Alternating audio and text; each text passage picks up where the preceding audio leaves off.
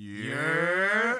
Ladies and gentlemen, niggas and crackers, guys, gals, and non-binary pals, hot girls and city boys, saints and ain'ts, and all our Harlem family, welcome to your very own podcast.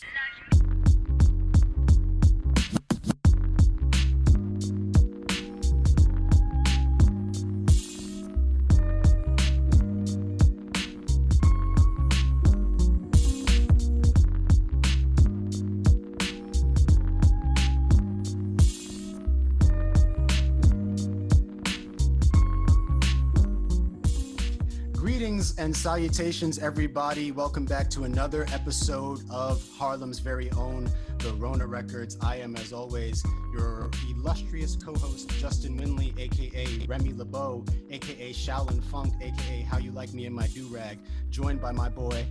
Yo, what's up? It's Jude, a.k.a. Jamron, a.k.a. the Battalion Stallion, a.k.a. your friendly neighborhood spider nigga. What's up? And we have returning our basically semi-official tenured other co-host. What's up, sis? What up? It's Abril, hailing from the kingdom of Corona, Queens, that is. It's the queen of quarantine, the original Wheezy, but I still got my mask on, though. ASAP Pearls, a lady in the streets, a freak in the Google Sheets. Love it. Mocha Hantis, the Afro-Latina princess. Guess what, Dominicans? You're black. That's how I'm gonna leave it. Spicy, and important. We are joined by three guests for an awesome episode today. They're going to go ahead and introduce themselves. Three talented guests. My name is Jasmine Luperana, a.k.a. Jazzy, a.k.a. the Backbend Babe, a.k.a. Mrs. on a Mission. Period. Hey. Thanks for joining us, Jasmine. Up next. My name is LD. You already know what it is. A.k.a. Acito Ventura, a.k.a. Long Island Red, a.k.a. your grandmother's favorite young strapping man, a.k.a. that nigga. It's a pleasure to be on the show. I'm glad you're my grandma's favorite. Hey. And finally. What's up, everyone? I'm Orma'a, a.k.a. Orange Tea, a.k.a. Where's Brown Buddha, a.k.a. Jazz One. Beautiful to have all of you on. So the title of today's episode is Wrapping It Up.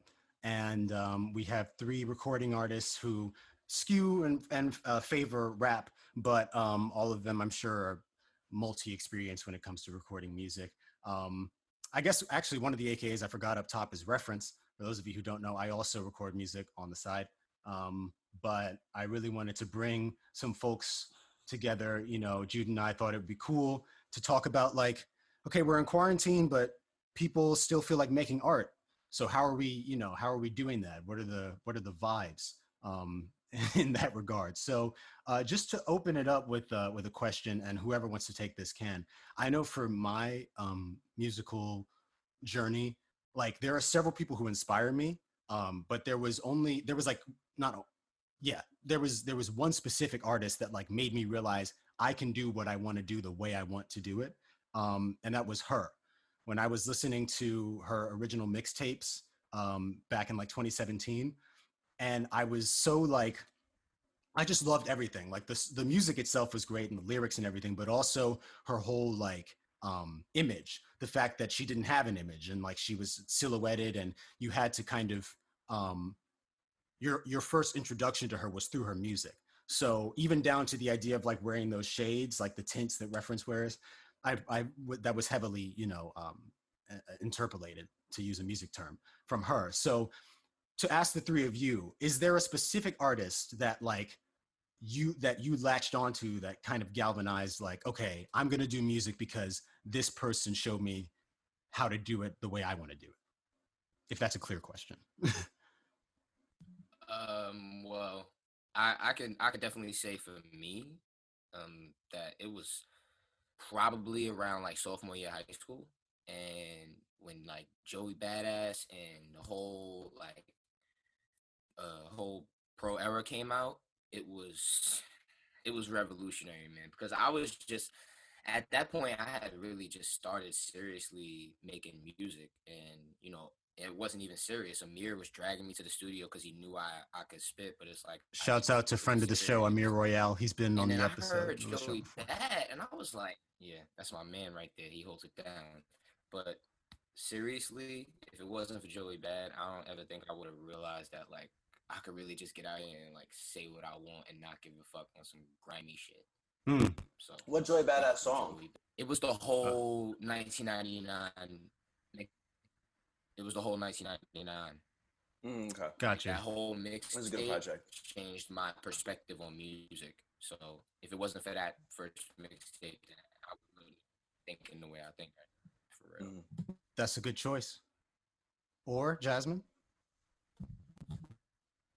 My top favorite artist of all times is definitely Kendrick Lamar. I love him already.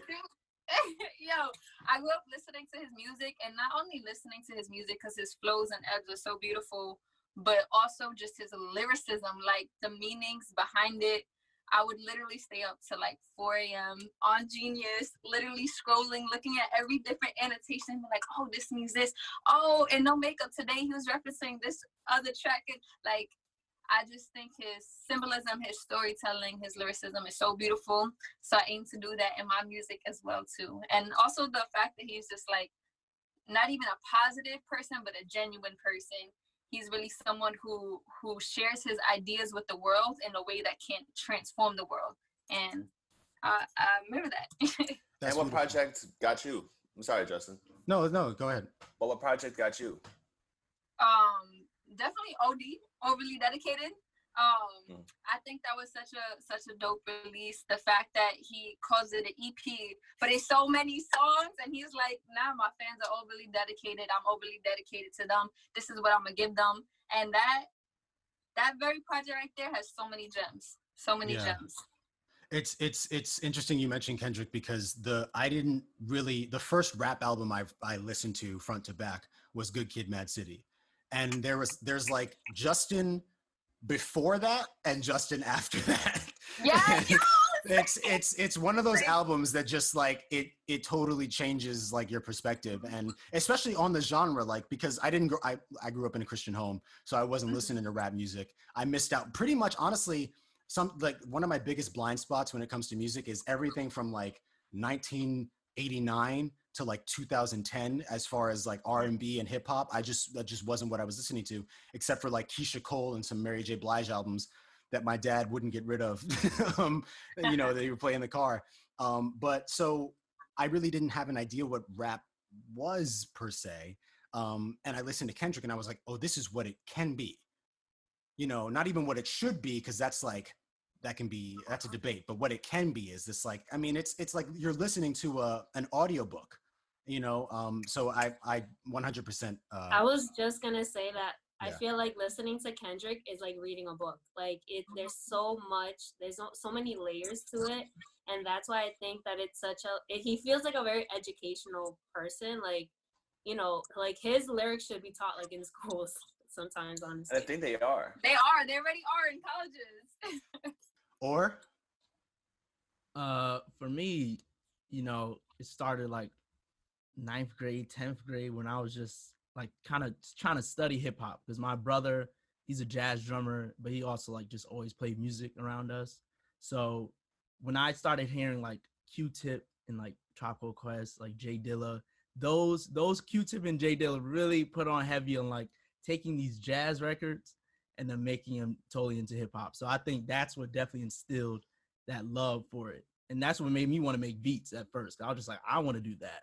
I want to be able to hear a record, flip it, and turn it into something that I want, Yeah. But definitely Kendrick and Joey, like when I got into college, then I was like, oh wait, they're like, they made me want to rap then. That's what made me want to rap. Yeah. Add my story. Well, it's interesting that you mentioned your brother being a jazz drummer and that being kind of your entry to music, because that's very evident in your music. I listen to your songs that I make songs I like.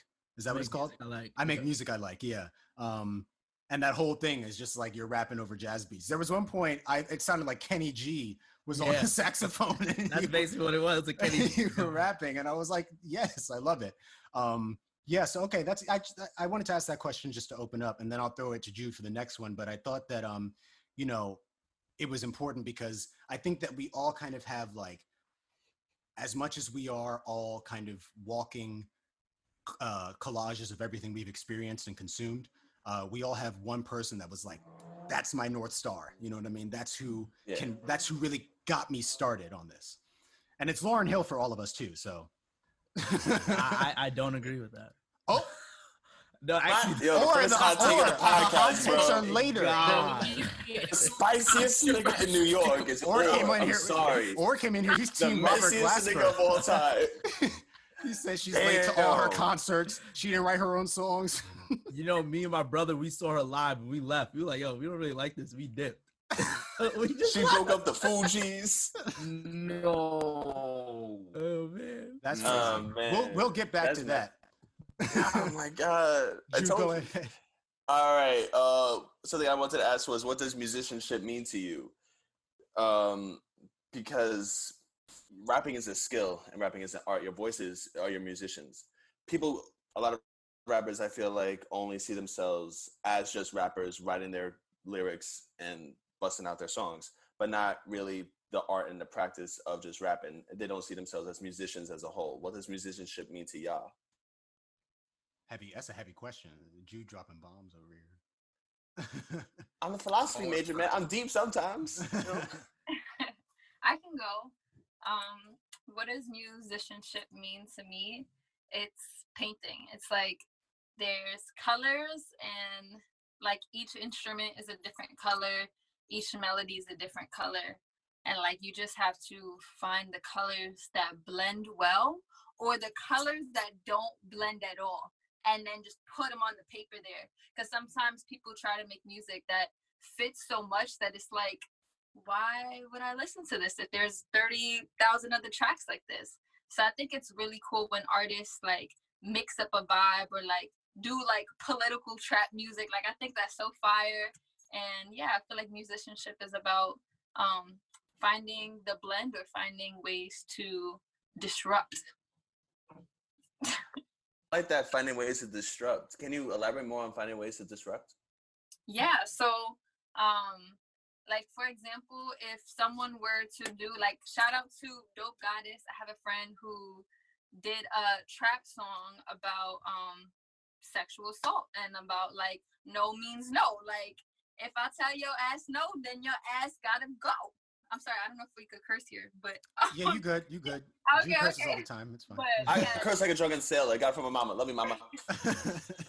shout out to Dope Goddess, because it's things like that that just like bring in life, like the disruption, or like when I come on stage and I'm like wearing a very pretty dress with high heels, and then I start raging and I start talking about what's a 9 to 5 when I got billions on my mind, and people were like expecting me to just like sing at first. So I think like the surprise and the disruption just comes from an inside nature of like not conforming to society and wanting to be pushing the box at all times. I remember that about you though. When I went to your birthday party, your birthday concert in Brooklyn, and you pulled up in this dress, and it's like sparkling, and you got like these 6-inch heels on, you know, and so I'm thinking, like, I mean, I already knew, like, by that point you'd release Different, which is you're singing on that song, but then you also rap for another large portion of it. But I hadn't heard your other stuff by that point. So I definitely got that. And I think the crowd did too, of like, yeah, I'm here. Like, I don't have to look masculine as a woman to rap, you know, which I think is like, that's another thing to discuss potentially. But yeah, how about LD and or either of you have, what does musicianship mean to you?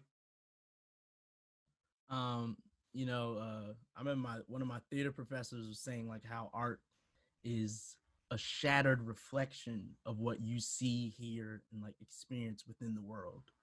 So I think definitely musicianship is just you taking what you see, what you hear, and what you like going through in your life, and like trying to reflect that into a certain type of medium, like if it's rapping or making beats or painting, you know, being an actor. All of those, they all go into how you're trying to reflect this image that you see, you know. That's what I think musicianship is. And what Jasmine said about disrupting, I love that, because I just saw this quote. I don't know who said it, but they were like, art can't be neutral. It only can transform or keep the status quo. So I'm like, my music, I want to make sure that I'm not just keeping up with the status quo, because right now, the world, we can't go back to being normal. So I'm like, I want to make sure my art is pushing that, pushing against all the negativity that we go through within this world. So yeah, that's what I think, that's what I'm trying to do with my art. Nicely said. I definitely want to piggyback off both of y'all because those are two great answers. The colors that Jasmine mentioned, in like the sense of where you mix colors to kind of find which your blend is, that's kind of how I feel about, because before I rapped, I was a singer as a kid, and then I thought that was what I was gonna do, and then I started playing the guitar, and then I thought that was what I was gonna do, and then in high school I started rapping, and then now that's what I do. Like, I had no idea I would come to this, but it's always been about taking my feelings and taking my emotions ever since the first time I was inspired to sit down and write a song, taking that and trying to put them together so that not only they could translate to other people's ears, so that I'm not the only one understanding it, but so that it makes something like new and beautiful. I don't want it to be like, you don't just take this, there's a couple primary colors, just like there's only 7 chords in music, but when you add embellishments and, you know what I'm saying, you add 9 or something like that, and you mess around with it, now you got a chartreuse, now you got you know what I'm saying, a turquoise or something, it's a color that wasn't there before. And that's really the whole point. Is like, and I'm happy now that I have a few different things that I can mix, because I feel like that just helps to make my music more diverse. I can add a guitar riff, I might sing over a hook. So music is just about diversity and expressing yourself, man. That's what musicianship is about. The audience can't see or hear this, but Jasmine is snapping up a storm for that whole response. That's the cool thing about artists, is that y'all can all build off of each other's analogies, which lends itself to my next question, because it's about collaboration. I'm the king of segues. I wanted to ask, like, just getting specifically now into the Rona. The question is collaboration more important to you than before COVID, less, or has there been no change? And what are some of the ways that you go about collaborating? Because I feel like sometimes, honestly, in my experience, feature is like a dirty word. Like, if you tell somebody you want to, like, oh bro, like let me like feature on this track, or I want you to feature on my track, it's like, why would I why would I do that? And it's this sort of, I guess in people's heads, they feel like there's some sort of hierarchy where it's like a feature means that, people feel like they're being used in a way, maybe, is the only way I can think of it. It's like, okay, you want me to feature on your song because I have something that you don't. Therefore, I have the power in this situation, or whatever. That's what it feels like to me. And it's kind of frustrating, because it's like, no, I just want to make something cool. Yeah, I thought of you. And if someone thinks of me for something, I'm flattered that I came to mind, because it means that my skill set, whatever it is that I have, they came to me for it. But I'm rambling too much. Does the question make sense? Like the collaboration, how was that process pre-COVID? Has it changed now? And what are your thoughts about it overall? I think I overthought that a lot about collaboration, because at first, starting as a producer, I was just hitting up random rappers like, oh, look, I got beats. Like, come on, let's work to get each other. And I saw that didn't really work. So now how I approach collaboration now is just more friendships. You know what I mean? Before I even start making music, just hanging out with them. Like, we'll go to a show, or we're just, even like, they'll come to my house, be in my studio, but we don't even make any music. We just talking. So that when you do start making the music, you start to that's when you really start, understanding each other and how we can help each other, like currently I'm working on a duo album with one of my friends that we grew up with each other. And like before, we never thought we would be a duo, but after years of being in this music together, now we're like, oh yeah, let's just make a duo album. Like, we're very comfortable with each other. We understand our sounds. And that's what I've been focused on, just like friendships and like the relationship with each other than just being like, oh, get on the track, I'm following suit by raising hands now. Makes sense. So, I don't judge me, but I actually have been like more of a recluse since COVID. Like, I find it really hard to collaborate with people, especially because it's 100% digital now. It's not like I can't really meet anybody face to face safely, but it's not like I'm opposed to the idea of collaborating. It's more of the fact that this time alone has made me realize where I'm lacking as an artist. And it's like, I can't fully contribute to someone else's ideas and vision until my shit is complete. And I'm filling in the gaps. It's not like I'm missing a whole section, but it's like, you could work on that, and that could be a little bit sharper, so that when you bring it to a table, it's like, okay, you're working with something. It's not just scraps. Yeah, that's really good. I recently had the opportunity. There's this singer named Duran Bernard, and you'll hear him on Kaytranada's new album. He also, when Ari Lennox released like her 3 remix songs, he hopped on the remix of FaceTime. Really great singer, R&B, neo soul type of vibe. He posted something on Instagram back in April, kind of like an all points bulletin to underground artists to send their stuff to him because he's looking for people to collaborate with. So I put together a little pitch package for him and sent it to him as reference. My 2 songs that are out and 1 that's unreleased. And it had been a minute, and I was like, well, at least you tried, or whatever. Then about 3 weeks ago, I was like, well, he probably got a lot of emails. I mean, he's not like Tank famous or Usher famous, but he has like 187 followers. And like, and yeah, Tank famous is a different level. And I'm sure his inbox got flooded. And then the week after that, I got a response from him. And he was like, hey, like, loved your email, ... In my opinion, like, these are some things you could work on, but, let me know when you get everything together and I'll be here. Like, there's no time limit. And then I went the one step further, and I was able to get on like the phone with him. It helped me realize where specifically the gaps are in what I make, and like what, because it's that tough balance as an artist. And I'm sure like, any of you could speak to this, where you want to make stuff that you enjoy and you want to make stuff that feels good to you, but you're also aware that like there's a formula to this. And at the end of the day, like sometimes the thing that you think is cool, like not everyone's going to get it. Like some stuff has to be an inside joke in a sense. That's Exactly. Like certain things about your, so for me, like I take a lot of pride in writing my own lyrics and stuff. But because my background is in poetry, I have a tendency to overindulge the lyricism in music. And that can like, so it's like when you're making a song, like it has to be catchy. Like that's rule number 1. Like I have to be able to tap my foot to it or something. If I can't listen to it, what's the point? So that was something that he helped elucidate for me, among other things. And it's like, yeah, I mean, people are aware of that, even at this level, whatever level we're all at in this group chat, people, as we're looking for collaborations, everyone I think is protective of their art, and who they co-sign themselves with and how they represent themselves. And I don't think anyone really wants to put themselves forward if they can't do the best that they can. COVID kind of just made us like slow down and start to actually look at things for what they are, rather than kind of just speed by, grab opportunities as fast as we can without really preparing. It kind of made us realize that, there are things that we could work on ourselves. Yeah. So blessing and curse. But go ahead, Jude.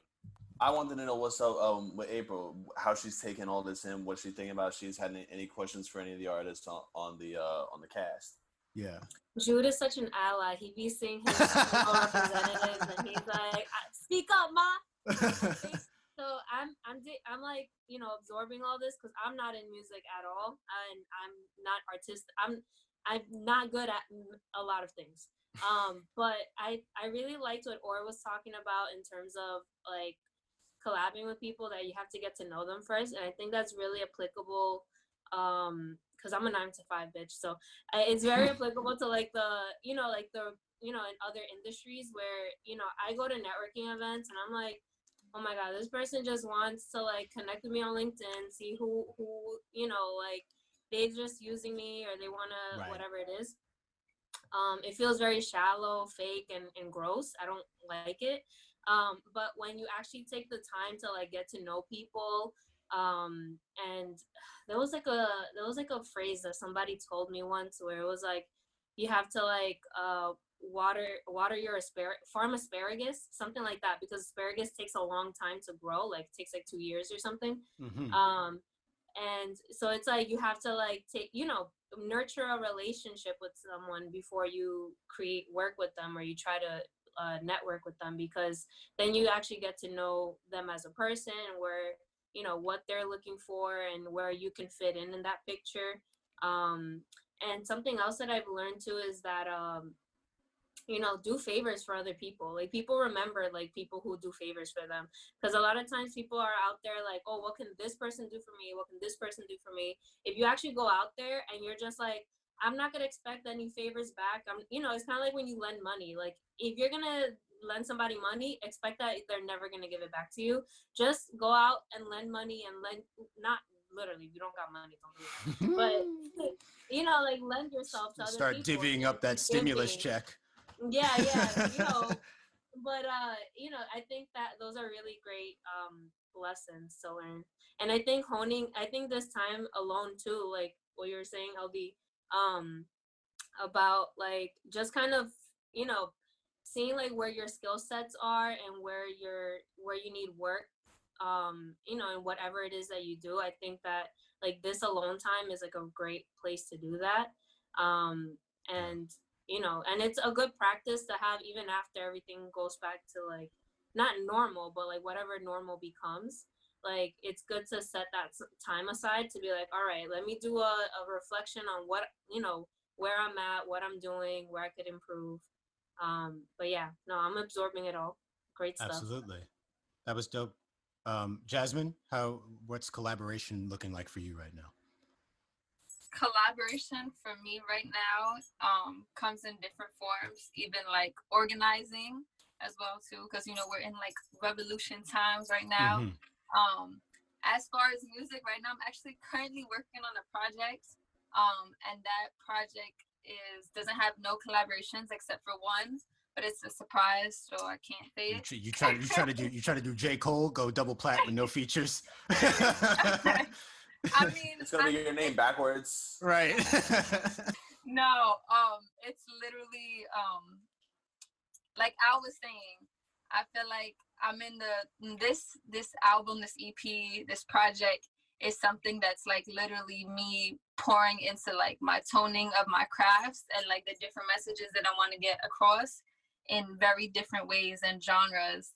And I've always often said, not for like the sake of being pompous, but literally for the reasons that Al is speaking of, that I won't technically do any like features with people until I have like my EP out, so that way I can have my own sound, my own like just my own me out, because I only have three songs out right now on Spotify, 4 on like all platforms. But I know, and I love music, and I know that I still have work, and I definitely want to do the work, put in the work, put in the time, put in the hours. And yeah, I did a fun collaboration though called On a Mission, which I had a whole bunch of different people joining in and collaborating, and that was super fulfilling. That was like the most blessed thing that I've done in a while. Mm-hmm. And even just having the in-person cipher of that, I felt like I was literally collaborating with every artist. Like, I would, like, some artists uploaded on SoundCloud, some did it on YouTube, and I would like listen to them on like my commute. Like, I really loved their verse on it. So that to me was a collaboration in itself with the world. So I feel blessed. I feel like collaboration is important, and tone your skills. Yeah, that makes sense. I've heard that before too, like that idea of not wanting to feature on something until you have your own image and sonic identity kind of solidified. Abril? I had a question, and that was I'm gonna try to be the segue queen here too, because we mentioned J. Cole, we mentioned collaboration, and then there's this whole thing with like J. Cole, right? That song that he came out with, and he was kind of like, attacking No Name without attacking her, and then No Name coming back. Get into the spice. Even, I brought the spice. I brought the sazon. So it's funny because I had a conversation with my brother about this. Like, how, because I didn't know what was going on, and I was just seeing the memes, and when you see the memes, you have to like go to the source, you gotta go do all that research and then come back. And it felt weird because it's unlike J. Cole, because that seems like something that he cares about, is like the movement, is what's going on, and then to waste time, like, and I think that this is something that happens even like in real life, like outside of music, is like when women speak up about, like Jasmine, like what you're saying about like the revolutions here, they were speaking up, and Black women often are the ones who are in the front lines talking about it, doing the work and whatever. And it's weird to have like, it feels weird because I think guys sometimes take that as like, you're attacking me personally, or you're like, like, if we're like telling you, oh, gotta do the work. Yeah, guys, men are sensitive. Yeah, we just try to act like we're not. Thugs need hugs too. But I thought it was a really interesting conversation, and I wanted just to bring it up about kind of like how male and female artists in hip hop and rap can collab with each other respectfully, because even like Cardi's like an example, like where people, Cardi's now the person that people want her featured doing the rap part while the guys are doing the singing part, and that's not something you really saw years ago. Where you could still have guys doing the singing parts, like people used to make fun of Drake for being like a singer kind of, and all that. So I think like even just like women and men kind of dipping into the different sides of like rap music and hip hop music, and then how they can support each other. That's kind of like the topic I wanted to bring up. Fire. Anybody have anything to spin off from that? Yeah, I would say the way that we can like collaborate respectfully is just to lead with love and understanding, recognizing your privilege, recognizing if you have light skin privilege, if you have male privilege, if you're straight, that's a privilege as well too, and like just moving in knowledge and understanding of that. Because personally, I've had people who have asked to like collaborate on things, but their music like is not the most loving on women, and I'm like, it's just not gonna work out right now. So just being respectful of people's ideals, their life, who they are, their identity, respecting people's identity, respecting them as a human. And I do believe it's cool that we can have the singers, the rappers, and the male and females collaborate, and non-binary people in between. Yeah, it's beautiful. I think J. Cole, he kind of showed us, which I've been behind. Like, yeah, I've been saying, I've been very critical, like his last couple. I've been saying like, yo, he sounds like a guy that's not really, like studying and like really understand, because now he's getting kind of repetitive. So when he came out and to have like trying to police No Name and how she goes about with the revolution, that's when I was like, oh, I've called this, I've seen this. And he's like, I don't really read a lot. I'm like, that's your problem. You're not even trying to arm yourself with information, so you're moving with assumptions and how you feel. And to your point, or did we not on episode 4, Abril and Jude, I think it might have been Abril, you mentioned that like when we did the big 3, one's got to go, that like Cole feels like he's starting to repeat himself. You know what I mean? And it's he's not really like because he's not like the artiste that like Kendrick is. And then you have Drake on the other hand, who's still making music for high schoolers, even though he's 40. So because he likes high school. J. Cole just reminds me of doing a Malcolm X pendant that don't read. Yeah, I mean, like J. Cole to me is starting to feel like it like he's the preacher, but there's no one there. Like there's no one at the church. Like you can't. Like I don't like, to me, if it's like calling the kettle black. Like how are you gonna? You literally tell people all the time like to be more woke and to understand the issues and all this stuff. Like how can you take what No Name is saying as an attack on you? And that should be a lesson to read more. Like I don't think she said anything like when you're telling someone to go like to learn, to read, to do all these things. That's so important to do, it was so like the whole thing was passive aggressive. I mean, No Name tweeted like, y'all are, where y'all favorite black millionaire rappers at when they built their whole careers off of talking about, the struggle. People assumed she was like, they can't even, she said almost verbatim, like, can't even be bothered to put up a tweet. People assumed she was talking about people like Cole and Kendrick. Well, Cole and Kendrick had been seen in the streets by that point, like actually protesting. So that's cool. And if I'm Cole and I see that, I mean, well, obviously if I'm Cole, I wouldn't do this because he did what he did. But if I'm me, I guess I should say, and if that applied to me, or if I thought that it applied to me, I would just keep it pushing, because what I was saying when that whole thing happened, I was like, revolution shouldn't be a rap beef. Like, why are you going to get in the studio? It really should. Why are you going to get in the studio and be like, all right, guess I gotta show y'all who's boss because you tried to come for me. Like, I feel like even for her to respond to it. Yeah, go ahead. I think her response, that was her instinctive reaction, because what do, especially like a very male dominated fan base, what do they want to see? They want to see beef. Right. And then they want to see a response. So she responded, but I really respect the fact that she took it back. She was like, you know what? That was immature of me to respond, and I didn't have to, and I didn't need to. And she, I think even like the proceeds are going to something or whatever. Yeah. To me, it's like one of those things where if the shoe fits, fine. But no one is telling you, like, if you, like, I don't care about if J. Cole tweets or if Kendrick tweets or whatever. If they're actually doing the work, like Jay-Z, I don't care about him tweeting if he's putting in mad money into bail funds to like support people and to get people out of jail. Like, I think people have to understand, like, the work looks very different, and you could do the work in so many different ways. Exactly. As long as you're doing it. Like, if they were doing nothing, then that would be a problem to me. But I don't know. It was pretty interesting.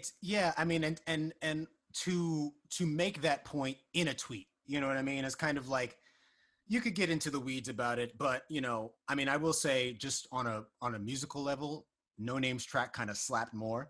And it was only a minute. She kind of bodied him in 60 seconds. If it was supposed to be a rap beef, but it's not. I was like, why don't y'all just pick up the phone? Like, why don't y'all do a versus battle, except it's you having a conversation with each other? Because like Jasmine said, that's where we need to start. We need to recognize the privileges that we have. We need to recognize that the Black woman, like Malcolm X said, is the most disrespected, unprotected woman in America, person in America. I don't know the full quote, but how was the whole fucking world, dude? Yeah. And we need to recognize that, like, because J. Cole, he sat down with, who was it? Like Lil Pump. And had an hour-long conversation with someone that he knew wasn't going to get anything, but he just talked to him because but you know what? That could be a power move, because he knows that he's smarter. He knows that he had, like, so he's going to look smarter in that. So it's in that scenario, but if he does it with No Name, he's going to get schooled. It's a big brother, little brother thing, It's weird. I feel like that could have been a conversation they had privately, not on Twitter, but yeah. I miss rap beef when niggas shot at each other. Like no, we don't need that. I am not. No. Yeah, I don't know. It's like it's again, like rap beefs can be fun, but only when they're not about something as important as like literal lives, So yeah, that was a good question, Abril. I appreciate you asking that. Jude, we can go to your second one now. Something I wanted to know was, what are you guys most afraid of as artists? What are you most scared of when making your music, putting it out? Just what are you afraid of? Wow, here comes a philosopher. Jude, how have you? I'm sorry. Before anyone answers that, how have none of your AKAs been like a play on one of the Greek philosophers? We got to figure that out. Like. Poppy Plato could be Poppy Plato. There we go. You just come up with that off the dome. Off the dome. Yo, wait. Sexy Socrates. It's over. Or Senor Socrates. It's over. Justin, why do you do that? My girl over here dying. Like, off the dome. That's how we do it on HvO. But yeah, so that's a good question. What are y'all phobic about when it comes to your art? Well, I mean, I have like two different things that are in like two separate categories for me, but they are both fears directly related to my music. One is that it's just a really ridiculous thing, but I fear that I'll one day develop like extreme arthritis in my hands and I won't be able to play any instruments anymore. And that's like one of my worst fears physically. But Nah, that's legitimate. That's like yeah, that's legitimate. Nah, for real. like when I feel pain in my joints, I like a tear almost comes out of my eyes. Like one day I won't be able to do it. Mhm. But at the same time, my fear like for my music is that it's not that I feel like that's why I work on it so hard, because I wish for my music to not be perceived in the wrong way, and not in a sense where like, it's art, so however your perspective deems to like, see my view of things, like that's okay, but at the same time I don't want it to be so skewed that I kind of like, just threw shit together so wild that people can take anything from it. I want them to take a very not so specific, but from a section of topics, I want you to choose from my music. That's I don't want it to super be just important. anything. It's got to be some type of directed. Yeah, like some interpretations are just straight up wrong. Like that is not what I meant at all. Yeah. I'm not trying to be Picasso, bro. That's the last thing I'm trying to be. Not for real. I feel you. Or jazz. My biggest fear is not being clear. Like not when I make music, I have a certain message I'm trying to get across, and I don't want people to misperceive that or misunderstand what I'm saying. And the second fear is like I don't know how to explain it, but like when you're performing, like I don't want bubble guts. No, not bubble guts. It's not like about nervousness, but it's just about important. Like I love live shows, and that's what makes me like really a fan of an artist. So when I perform, that's my fear of I don't want to be done, and people are like, well, "Who was that? Like, what was he talking about? We didn't understand anything." And I'm just like, "Okay, this was a pointless show. No one even understood my music, or they didn't like. I don't want to. Yeah, I just don't want to get on stage and not be accepted. And I don't like. I don't know if that's shallow, but it's just you get on that stage. It's honest. It's not shallow. You want to feel that energy. You want to feel the cheers. You want to feel that. But if it doesn't come, like that's a big fear of mine. Yeah. Performing and everyone just looks at you like, I don't know what he just did. He can leave. That's right. Me. Yeah. Yeah, man. One time, me and my mom laughed this dude off stage once. Nah, this is what happened. And Jazz, I need you in a second, but this is a wild ass story. So there was this dude who was playing the drums, and he's like, "This is dedicated to my baby girl." And he puts his mouth on the drums and starts blowing in it. He'll be like, so weird shit. And me and my mom were crying. Hey yo, wait. And my mom was like, cover my flag on the play. Did what? I'm like, wait, like blowing raspberry, like blowing raspberry, just like that on the drum, like it was a baby. No, like it was the wife's stomach. Oh God!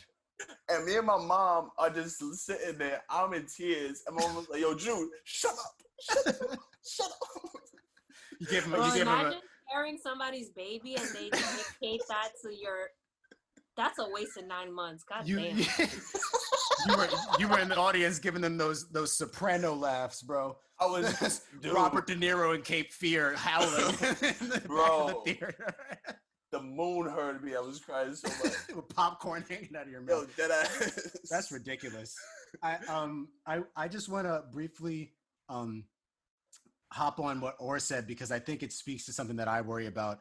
Is just kind of like imposter syndrome. Like. For me, I didn't want to be a musician my whole life. So when I decided to do it, I was like, can I do this actually? You know what I mean? And especially when it comes to doing stuff besides like, especially when it comes to rapping, because like I have more raps than songs written at this point. And Elle has heard some of them, but I feel like, if I like went into a room and I was like, yeah, I'm a rapper, people would be like, they look at me like, are you sure about that? So, that's definitely something that I am afraid of, I guess I would say, is like not being taken seriously. But Jazz? Yeah, Jazz was the biggest fear as an artist. I feel that the only thing we have to fear is fear itself. And that sounds cliche, but if you think about it, fear stems from not knowing. And if we know that we don't know something, all we have to do is learn. Simple and sweet. I love it. Period. I love the contradiction, like the contrast, I mean, of like you gotta be so confident that you're not gonna be fearless, and then also that fear of like, what if people misinterpret? And I think like LD and Ori, you guys had like a similar thing of like people not understanding you.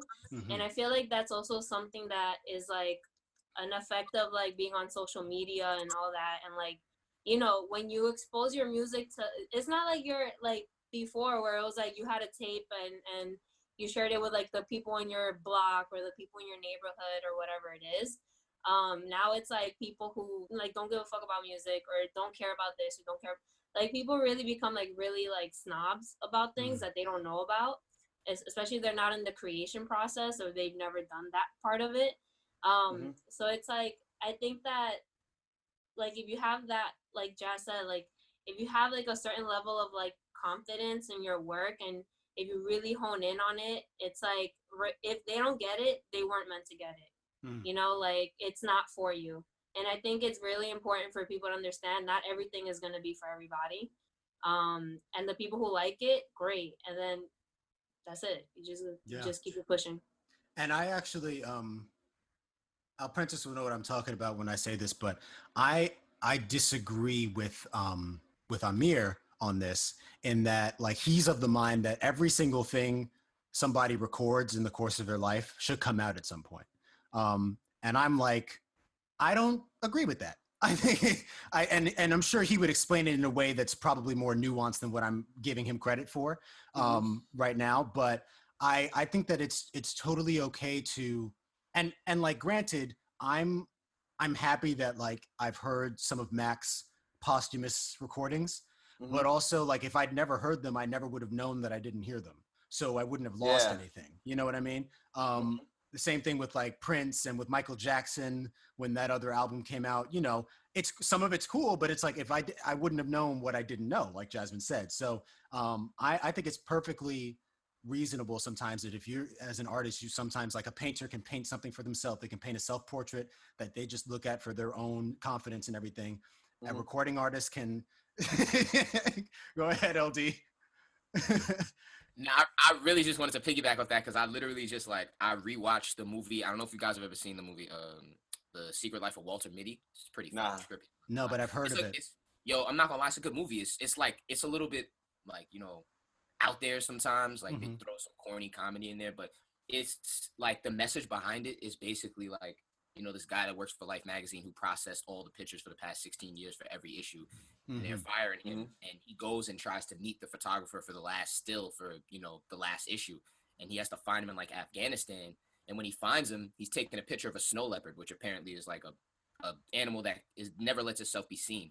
And he's sitting there with the camera and he's like, "Are you going to take the fucking picture?" And he's like, "Sometimes I don't. Sometimes if I really like a moment, I just sit there and I just try to be in it as long as I can. Yeah. And I don't try to capture it because it'll ruin it for me. It's a distraction, the camera." And I really felt that when he said that, bro. That really hit home. How many times, bro, we go to a concert, we're holding the phone in front of our faces. Same. That's everything that we dislike. when whoever, you know, ASAP Rocky is 5 feet in front of us rapping and sweating on us, bro. Like, but we're here. Like, it's there. It's right. It's in front of you. I remember when I went to Afropunk, that was the first concert I'd ever been to in 2018. And it had this wild lineup. Jesse Reyes, Smino, her, Daniel Caesar popped in, and then Miguel at the end.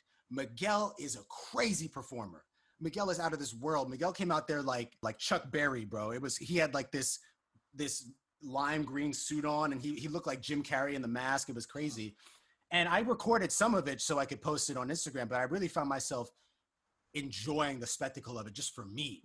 There were bats flying around in Prospect Park for whatever, or wherever I don't know if it was Prospect Park. I think we were in I don't know what park it was. I don't know Brooklyn, but there were bats as it got Gotham City, darker. man. There were literal bats flying around the stage, and there was a girl during Miguel's set. Some woman was next to me, screaming at the highest possible pitch.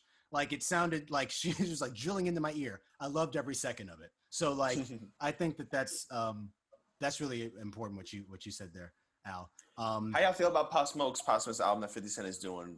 That once Justin put that out there, when he says something about Prince and Michael Jackson, Pop Smoke, we just lost him in February, and he was this kid on the rise, and he was great.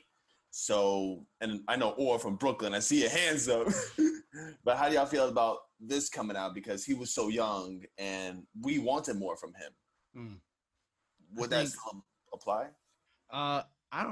That's a really slippery slope with, if an artist passes away, then their work is still being released, because the post-production process to an album is very important. Yes. So, and I would like to know that the artist had a final say in what goes out to us. And knowing that they're not here and that final product is someone else, now putting it, I never agreed with that. So, I tend not to listen to those albums. I'm like, I don't want to know. It feels weird. It feels disrespectful. Really weird. It's like, it's kind of, it feels like reading my diary. Like, I don't want, like, I wrote it. So it's like, oh, maybe she would have wanted it. But it's like, no, I don't want that. Yeah. And they're not there to protect that art. Yeah. Or they can't take anything back. That's the other thing. Like they might have, I hear Mac Miller has literally volumes of music sitting, recorded and unfinished. Some, he was just, and that makes sense because the dude was 26, and he had like however many mixtapes and EPs and albums. He was crazy prolific, but like, you don't know if all that stuff he was satisfied with even. And so it is a slippery slope. I think that's a great way to put it. Or of like, you know that the fans miss this person. You want to share their art with the fans, but sometimes, honestly, like who cares about the fans? Like, I think in a way, I don't think don't matter. Like, I don't think they actually do it for the fans. They're capitalizing on the fact that this person has passed, and because like once an artist dies, they are so much more valuable. True. Like money wise. So they do that like it's like, damn, even dead, you're squeezing so much money out of an artist. I'm sure Amir is going to be screaming listening to this, like wishing he could chip in. But yeah, I think we all make good points. If no one else had anything to add, I was going to move on to my third question. I just wanted to ask, like, let's say, or LD, Jasmine, any of y'all tomorrow, you get tapped to perform, you get tapped for a gig at a major performance outlet, like any of the ones you can think of. What is the one place, venue, or studio that you would want to perform at? I can start, if that's a tough one. Honestly, for me, I think the big one, the end game really is Afropunk. And I know there are bigger venues. Why would that be the end game?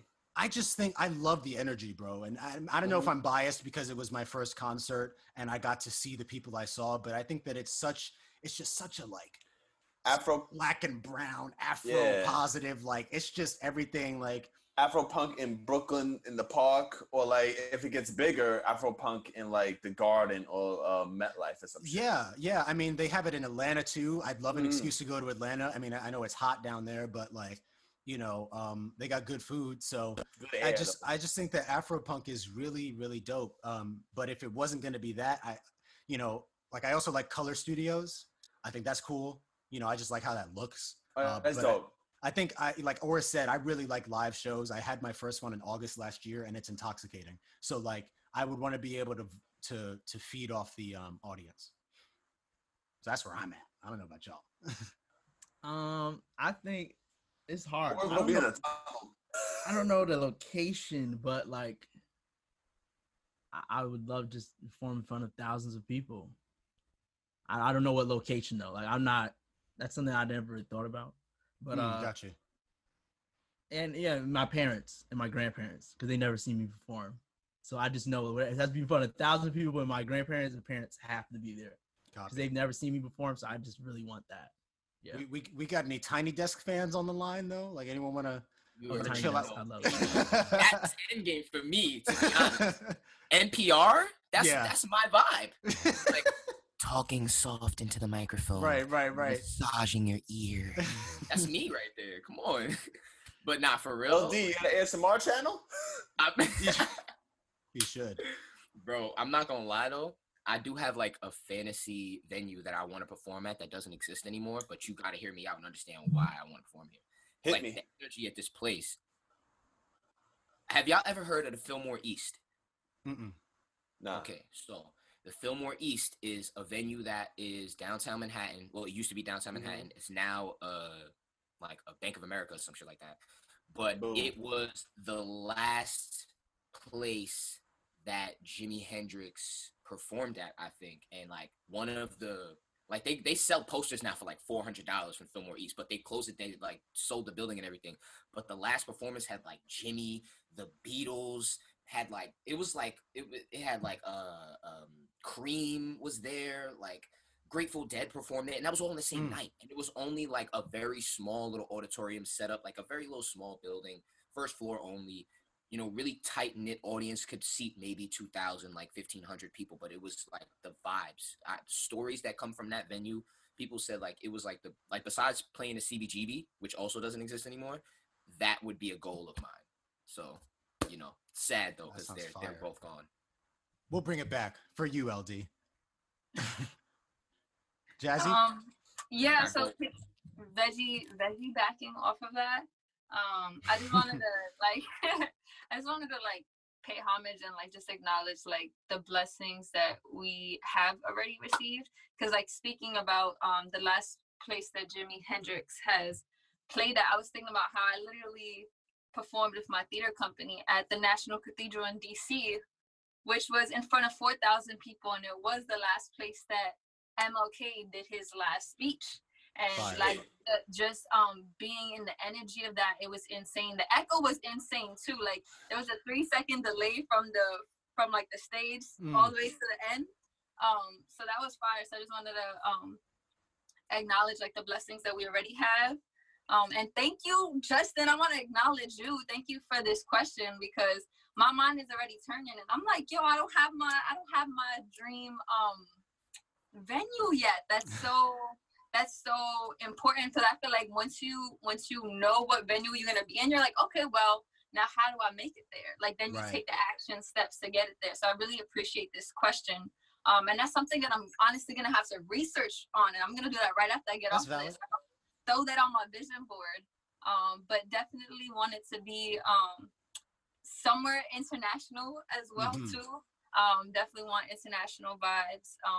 And it can be in front of thousands of people, or it can literally like be performing in front of prisoners. Like I love all the different types of vibes, and sometimes I learn the most intimate performances you have are the ones that are like really, really the deepest. Yeah, that's beautiful. And what you said about vision boards is important. I have like a digital vision board almost. I keep a branding document that just has information about like EP name ideas, album name ideas, accessible collaborators, dream collaborators is a big list. There's a ton of people I want to work with. And then I have venues that I want to perform at and countries that I want to perform in. And ultimately one of my, I've always wanted to go to Japan. It'd be great to perform in Tokyo someday. I want to go to Panama, Cuba, Ice Cube in Japanese on my shirt. You know, I want to go to Rio, you know, all these different places. But one of my big things is I want to bring art back to Harlem. And I think that, you know, first of all, it's definitely feasible. It's starting to happen, but I think it's important. I mean, a lot of art in New York started here in Harlem. You know, no disrespect, obviously hip hop was born in the Bronx and then grew up in Brooklyn, but jazz was here in Harlem. Like Harlem and Queens was jazz. Yeah, thank you for representing Queens. Yeah, I got you. So no love for Staten Island though. No love for Staten Island. Yeah, I don't know. They have like Wu-Tang. Oh, there we go. Yeah, but so we have that here. We have poetry here. You know, Langston Hughes. We have all that stuff. And I think it's entirely possible to bring it back. So building a theater here in Harlem, like in my neighborhood, is a major goal for me. A theater that either is like, it's multifaceted, so it's a stage, it's for stage plays, maybe it's for movies, maybe it's, you know, and then we have auditoriums, or I build several according, but that's really something that I want to do. That's dope. Jude, do you have a final question before Abril, before we jump to let's head to Abril. No, I was gonna tell Apprentice that he should just go to that Apple Bank where the theater used to be and just do a tiny desk at that bank. Just, you know. That's a whole vibe. I might do that. That's a combination of both worlds, you know. Do a take over the whole bank. I forgot. I looked it up. They ain't really changed the interior. They ain't really changed nothing. It's still Art Deco. There you go. You got him scheming now. Damn. Well, if neither of my last question. Go ahead. Yeah. I think I'm good though, actually. But I can already tell by who we're talking to and what they've already said when it gets into posthumous work, that they are very protective of their music to push their career. So I think I'm good without that. I think these are, you know, excellent artists, and they're gonna go very far, and they're protecting themselves, but know how to put out what is necessary for them to get to where they want to go. Fire. Okay. Well, let's have some fun. Yeah. Let's get into like the kind of the fun part of it. We have like 15-20 minutes left. Something that kind of came up while we were getting ready for the show is this idea of unpopular opinions. We did One Gotta Go on our last music-oriented episode, but that's something that you kind of have to prepare ahead of time. I think we can all come up with one or two unpopular opinions on the spot related to the music industry, to specific musicians, to artists, or whatever. I'll start with one. It's not anything real controversial, but I just know that maybe a lot of people don't think this. I think that Kendrick Lamar's best album is Damn. It's solid. I'm not disagreeing with that at all. To Pimp a Butterfly is better. To Pimp a Butterfly, that's because you jazzy. You a jazzy nigga. Yeah, that's the one, man. That's the one where it's like, oh, like every idea he had was executed perfectly. Like, I think that's the one. Yeah. And it's valid. I feel like I said to people, I think Section 80 through To Pimp a Butterfly is a trilogy. All of those are kind of united in one theme, and I think Damn is the start of something new. And I think I just think it's so like,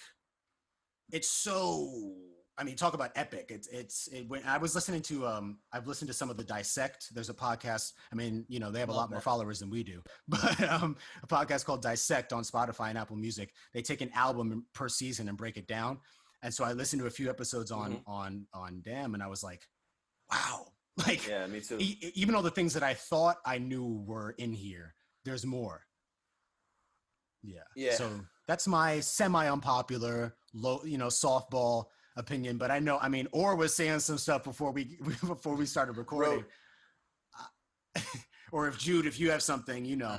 You see the hat, you know the vibes. I think the West Coast has taken over hip hop in the last like 10, 15 years, and they've outdone the East Coast ever since TDE came out. The West Coast has taken over. Nah, Griselda's bringing it back. Oh, not you know what? I just niggas out there from a borough. You know they from upstate, right?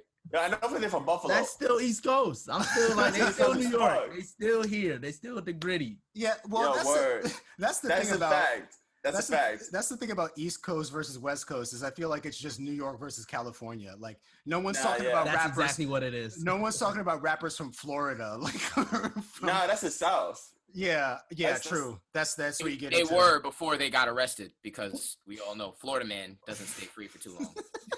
But yeah, that's where you get into Gucci Mane and Migos and all them from like ATL and. Yeah, but LA I think has just reigned supreme. Now Griselda, now that or brought back to my attention, and I've been a big Griselda fan and big Griselda advocate throughout HvO. Yeah, check the back catalog. You know, check it. But it's just what I've heard, the amount of work that they put out compared to most artists in New York, because I can't name a solid good 5 rappers from New York City specifically. From New York City specifically in the last like 10, 15 years. And I will hear Mano's new mixtape. Come on, man. Huh? You don't listen to Mano? Mano? You don't listen to Mano, man? Who? From Love and Hip Hop? What? What? I don't know who that is. Cassidy, man. Abril, I know you have some hot takes. My hot take is that if Beyonce wanted to, she could be a better rapper than a lot of the most popular male rappers right now. What about her husband? I think she could challenge Jay-Z. I think she could. I love it. Ooh, it's hot. This is why I love Wait, I Abril. gotta turn the This is why I AC love on her so again. much. Wait. Yo, Justin gotta go get some tea. He go to You the just bathroom put the real quick. unpopular into unpopular opinion. Yo, Well, Let's I mean, just think honestly, about it. honestly, how could she not? Because like if she's been with him for that long, she's obviously learned a lot of things on top of the artistry and creativity and all that experience she has before that. Like, Listen, I wouldn't put it past her. That's what I'm saying. I'm a If believer of she osmosis. tried it, I I agree. wouldn't put it past her if she did. I'm not saying she could like that she will be better than him if she were to do it, but bro. I You know what? You know what Beyonce did? Beyonce did to Meg Thee Stallion what Kendrick did to Big Sean on Control. When Beyonce hopped on the Savage remix, she ethered that record, bro. She rapped in 3 different flows almost. And she sang on top of that. She was like, "Cause Megan, I know you can't sing, baby, so let me just do this." Yes. Let me just show you what this record could sound like. But I think that just goes to show her remix to the Savage song. I swear to God, I have this conversation with my friends. She was probably just bored in the house. Yeah, and she was like, right. Let me just go to my studio. Absolutely. She sounds like she's having so much fun on that. If that's what she did and she didn't even promote it or anything. And I'm like, and it still did the numbers that it did. I'm like, wow, you know what? She can do whatever she wants. Yeah, except act. Beyonce needs no promotion. Beyonce just needs Beyonce. Yeah. You can't act though. Jude's right. That is correct. Everyone has a flaw. You know, Dreamgirls was probably her best performance. I mean, she was good in that. But I don't know about when she played the lion. I heard that it's very weird hearing Beyonce's voice come out of the lion. A photorealistic. Every time Nala spoke, I'm like, it's Beyonce. Beyonce? Jazz, do you have any unpopular opinions? Yeah, I don't know how unpopular it is, and no disrespect, because she's literally the love of my life too. But I think Rihanna's a good singer, but she is not a vocalist. Like, she has made a lot of great hits. Justice, don't kill me. It's She's not made a lot of great hits. No, I'm good. I'm not spicy at all. We're all in agreement. She knows what she's doing. She's made a lot of great hits. She's touched every genre. She knows how to make a bop, but she's not a vocalist. And I don't know if she's gonna. Everybody, look at Abril's background right now. I just want you to see what she did. She put up that meme of that chick. I'm sorry. I love April so much for that. It's so messy. Yeah, let's hope Rihanna don't hear this or any of the other people we're talking about. But it's fine. I'm sure Rihanna is probably never going to make another album anyway. So can you imagine Rihanna's a fan of the pod and this is where she drops off? She's been listening low key from her burner account for the whole 10 episodes. Imagine. Being at a Savage Fenty shoot, they'd be like, "What are you doing? Listening to Angel." If that was the case, I would think we'd have more than 200 some followers by now, but we'll get there. But I think that's valid to say, Jasmine. I think that, like, is she classically trained? I don't think so. I think maybe she started to get training as she grew up. I mean, like, she lost her accent and everything, but I don't think she's like. She wasn't. I don't know if she was doing like Beyonce stuff, like running on treadmills and heels, you know, with the rest of Destiny's Child, so that she could learn how to riff while doing choreography. Like, you know, it's levels to this. Yeah. So, or you can. I know you're gonna have like. We left you for last, I think, because you really got the bombs. So, Or is whoa. You know, it's gonna be hard to say. I'm excited. I do not musically enjoy Lauryn Hill, Tupac, or Dr. Dre. Why you had to throw Golly. Why you had to throw on What? three? Get the fuck out of here. I need to encapsulate everything. So I'm just gonna say, yeah. Good God. Musically, every time I listen, I'm like, yeah, no. Really So though? no, nothing but a G. I'm really upset. No, man. No Lauryn Hill. You don't like a single Lauryn Hill song? She has a show. No, I'm like, I can hear like these are great songs, but I just don't enjoy it. You not going back and listening to Lauryn Hill over. Bro, you gotta listen to Soleil. I'm gonna send you some links, bro. I'm gonna send you some links, and you're gonna change your mind. And that's how that's gonna go. And you're not gonna sit here. You're not even gonna sit here and act like you did not fan Eminem over those. No, nope. Eminem. Bro, I never jacked him. Nope, he's trash. You never tried Eminem either? He's trash. No, We're about to get this nigga Now on or some shit. you're blaspheming, bro. No. He's the meaning of like, man, you not saying nothing. What are you talking about? Okay. And I'll give him maybe one album I did like the Marshall Mathers LP. I was like, all right, that was pretty good. Yeah. But other than that, I'm like, all right, this dude, he literally just rhymes words. Like, Yeah, what are you talking about? Okay. Orange. Let me preface my response by saying that again, I already told y'all I didn't listen to rap growing up, so all those Eminem albums missed me, went over my head. Everything missed you. Yeah, I'm sorry. You're right. No, you're absolutely right. I didn't really, but I always knew who Eminem was, and I knew why people liked him. The first kind of Eminem verse that I listened to that I was like, okay, I get it, and it was a later one. It was really after when he's in his like retirement phase. Was Rap God? No, with Big Sean. No favors. Yes, that was fire. That was fire though. His verse on that is lethal. Now, no. I'm not. I will not tolerate Big Sean slander. I will not tolerate Big Sean. Big Sean's trash. Wait, okay. I'm sorry, Justin. Or who is trash?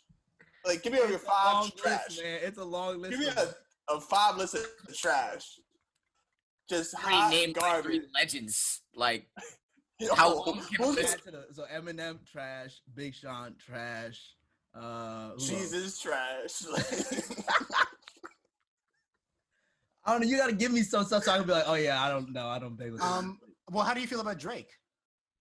You know, I don't know. Like, I'm still like, I went through a phase. No, because look, like early Drake, I love Drake. I thought like, oh, he's definitely the future of hip hop. Like, I really was into it. Then I stopped liking him. Now I'm just like, you know what? No, I was an early fan. Bro, let me tell you something, and this is my other unpopular opinion. Big Sean is just as good a rapper as Drake. No. 100%. When you really listen to the way they write and the way they rap, they're on the same level. Drake is now interested in making pop records, which is cool. I have a lot of Drake on my phone. I have a lot of Big Sean on my phone. I think at their prime, they're pretty much equal. That's how I feel. No, Big Sean reminds me of that kid in class. Like when they start talking, it's like, yeah, can you be quiet? We're not trying to hear from you. Every time they start talking, it's just like, yeah, we don't want to hear that. Like, Did not just pissy Chris for Big Sean, bro. He is not a pissy Chris. Come on. yes. It's like, look, man, I'm not trying to hear that. You just put your palm on Big Sean's forehead while he's trying to swing at you. That's what you just did. Yo, wait, did you just call him Roger from Sister Sister? Basically, Big Sean is go home, Roger. That's it. Go home. Not for nothing. Nothing got better for Marcus Houston after that point. Just saying. Unpopular. You got served? What are you talking about? You got served, man? That wasn't even. You got served? That was first off. Let's acknowledge the fact that was written and directed by Chris Stokes. Yes. Not very a good thing for everyone involved. Chris Stokes, if we know. Me too. Yeah, we know. But at the same time, I don't know, man. He had a lot of potential. A lot of them had potential, man. That's a whole another conversation. Marion made Touch, classic record. Omarion was the only one that really didn't. He went unaffected. What did you ask, Jude? God. Jazz, who's on your list of trash? Like, I need some hot shit from you, because we're over here dying. I don't really listen to trash, so I wouldn't like. I don't indulge in everything top tier. Like I'm not gonna put it in my ears. I went through a stage in high school where I literally listened to only Kendrick for probably 6 months. Like straight up, the only thing I put in my earphones. Kendrick. Like that. Like I'm not gonna sit there and So I don't really have much to say, but I'm enjoying the laughs. Well, sheesh. I mean, I feel like I did a workout with that. Everything that just transpired in the last in this conversation. Or we don't even have time to dig into the Tupac thing because I feel like if we open up that can of worms, that is the whole episode. He raps like Barney. All right, bro. So you are excommunicated now. You are officially excommunicated. Somebody kick him out of have a good night. Yo. As our friend X likes to say, have a good night. Yo, nigga said What about him as a person? Barney. As a person, I love that. That's the thing I love about Tupac. Like, I think he was very like revolutionary and like monumental. But the music, you can stop recording, man. Well, he did. What about his acting, bro? Like, damn. Bro, you gonna have a mob outside your house by Tuesday. I promise you. You need to chill. So wait, oh man. LD got hitters in Brooklyn, even though he's in Maryland right now. Don't make me call my Black Panther Cub family. You talking about like what about the best borough? The best borough. I was gonna ask out that. Of rappers. I was actually gonna ask that. Out of all of your collective experience, like in addition to what Jude is asking, which borough has produced the best recording artists in your personal experience? Queens. You know, I used to always be like, oh, Brooklyn, but Queens, I love like every rapper that the Queens. I kind of Tribe, LL, Nas, Mob. Yeah, Mob Deep, man. That's what really makes me be like, yo, Queens is it. Go ahead. I thought you were gonna ask who we like from Queens, but there's so many, you know. Who do you like from Queens? Can't even. We love you, LD. No. I was gonna say that one of my favorite rappers from Queens, like besides like the heavy hitters, is Heems, and That's Racist. That's Racist is the band, right? And then Heems is like one of the people from there. Mm-hmm. He is who That's Racist and Heems was who I was listening to all of high school, and Childish Gambino. Like those were the only ones on rotation. Mm-hmm. You got any smoke for Childish Gambino or? He's another. I love Childish Gambino. Oh, all right. You choosy. You choosy. I'm not choosy. I'm just very particular. You know. You have me on the list. You have me on the ledge there. So what do you think about YG or? He come on. After his first album, he was repeating himself. I'm not trying to listen to that. 400. You know how we like to do on that note here at HvO. We always like to end on a positive note. So everybody you know what time it is. If you've listened to our show before, we like to go down our songs of the week, things we've been listening to that have kept us moving, new things we discovered, anything like that. So I can go first. I'll say as an honorable mention, Black dropped a little EP that I thought was pretty good. That was fire. I've been getting back into Fela Kuti though, the Black President as they call him. So I'm sure, or if you like jazz and world music, Fela Kuti, legend. Yeah, legend. So Water No Get Enemy, that's like number one.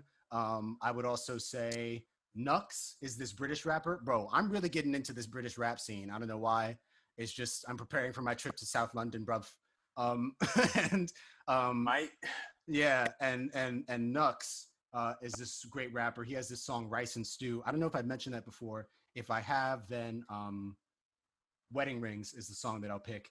And finally, Lucky Day. I didn't know. No one told me. He put out an extended album. He re-released his album with more songs, and he extended Ready for Love, which is one of my favorite Lucky Day songs. So Ready for Love, the extended edition, has been in rotation heavy. Also still Chloe X Halle. Jude, you got yours? Yeah, I got that dude with that song with he had a ski mask on. His name is RMR. It was a Rascal. But his song that I'm putting on is Welfare with West Side Gun. Shit is crazy. Mhm. Another joint I got is another feature of Griselda, or is proving his point. Is Diabolical by Slater with Benny the Butcher. And then Benny. I will have to go. And then I'll have to go with Make It Rain from Pop Smoke. Good choices. Good choices. Abril, you have your 3 songs of the week. Hell yeah. Black Parade, Beyonce. Gotcha. Adekunle Gold, Something Different. And I Like Him by Princess Nokia. Fire, fire. How about our guests? Jasmine, you have your little addition to our playlist. Yeah, I was listening to a lot of Toki Lala, which is this dope Cameroon artist who I met via YouTube, and we've been chatting it up. Her music is super fire. It makes me want to dance, feel good. Been listening to a lot of Kendrick, Cut You Off, because mental health is like the space. And King Kunta for the joy. And then I would say third would be Lyrical Bliss. She has a self-love mantra that I've just been singing ongoing, and I love it. Got you. Or he gonna be like Miles Davis, Thelonious Monk. Mob D. This is a rapper out of Brooklyn. His name is Mike.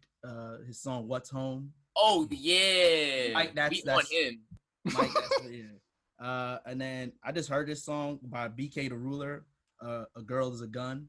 It's a dope song. And then The Band by Black Noise. Copy. I haven't heard of most of these songs, so I'm excited. And LD, you can close us out with your selections. Well, I definitely have been listening to like a really diverse. Like I've been diving into my ability to listen to different type of music at the same playlist. So I've been going from like Brent Faiyaz to like Marvin Gaye, which is the complete opposite, but they sound similar. But their message is the complete opposite. Yeah. But I think my 3 songs that I've been listening to, like on repeat, I probably have to say Sad Tomorrow's Marvin Gaye. That's just, I suggest everybody just go and cry and listen to that right now. As you should. Probably Cocky Girl by Steve Lacy, just because it's just love so some sad. Steve Lacy. It's a very short song too, but I love short songs. They be the goal. And Boy Is a Gun by Tyler the Creator, oddly enough, because that melody just like kills me, bro. Like once he found his sound, I love what he's doing with his music now, bro, because he really found like he knows what he wants to do and you can hear it. So I've been listening to a lot of Tyler as well. Beautiful. Anybody been listening to more Mozart since you found out he was black or whatever? Yeah. It still don't slap. Listen, bro, there's another one. There's another legend that burning thinks it's trash. That's a wrap for us today, beloveds. If you want more #Uptown Love, you can find our episodes new and old on Spotify, Apple, and YouTube. As always, we thank you for kicking it with us. Tune in next time. Jude and I are going to be switching up the formula. We're going to chill out with guests for a little bit, and we're going to do there's a lot of black movies I haven't seen, so we need to this nigga never seen Juice or Friday. Yeah. You're lying. He's from Harlem. Never seen Juice. Yeah, there's some stuff that we got to get into, and I'm excited for it. Happy 4th of July, if that's something that you celebrate. But we rep Juneteenth over here, dog. Right, not feeling very American on your 4th of July. Right. Hey, barbecue a motherfucking barbecue. Niggas is and also, it's been 4th of July every night. Bro, if any of y'all listening to this podcast are the ones setting up those fireworks, come on. Stop it. Some of them joints ain't fireworks. I'm just saying. Somebody's lighting off the 40 block. With that, we are out. Blessings and excellence, everybody. Be easy. Till next time. Peace. I love you. Peace, homies. Thank you all.